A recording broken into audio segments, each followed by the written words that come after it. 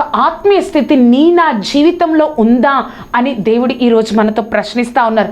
అవును కదా, ఎంతగానో దేవుడు మనల్ని అడుగుతున్నారు. నా గొర్రెలు నా స్వరాన్ని వింటాయి, నా గొర్రెలు నా స్వరాన్ని వింటాయి. దేవుడు చెప్తా ఉంటారు ఆ ఉపమానంలో ఏమని అంటే, ఎవరైతే నా స్వరాన్ని విని లోపలికి వస్తాయో, ఎవరైతే గొర్రెల కాపరి ఆ ద్వారం లోపలికి వస్తారో, ఆ లోపలికి వచ్చిన ఆ గొర్రెలు ఎలా ఉంటాయంటే వాటికి సమృద్ధి కలుగుతుంది. నేను సమృద్ధిని ఇవ్వడానికే వచ్చాను, వాటికి సమృద్ధి కలుగుతుంది, వాటికి మేత దొరుకుతుంది అని ఆ ఉపమానాన్ని దేవుడు వివరిస్తారు కదా. మనము ఈ లోకంలో ఆయన బిడ్డలుగా అని చెప్పుకుంటున్న మనము ఈ లోకంలో ఆయన యొక్క మాటను, ఆయన స్వరాన్ని వినే ఆత్మీయ స్థితి నీకు నాకు ఉందా? ఒక్కసారి పరీక్షించుకోమని ఆ గొప్ప దేవాది దేవుడు నీతో నాతో మాట్లాడుతున్నారు కదా. ఆయన స్వరాన్ని వినే ఒక గొప్ప ఆత్మీయ స్థితి నీ నా జీవితానికి కలిగి ఉండాలి.